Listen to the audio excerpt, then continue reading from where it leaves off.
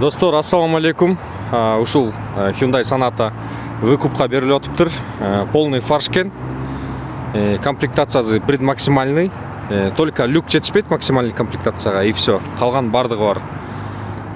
Жылы 2018, объем 2.4, бесключевой доступ. Өзүнүн өңү мондай кара түстөгү, сыртынан ак обклейка болгон. Ак түскө. Кожаный сиденья, эки астыңкы сиденьянын регулировкасы электрический экен. Полный электропакет. Подогрев, охлаждение сиденьяныкы бар.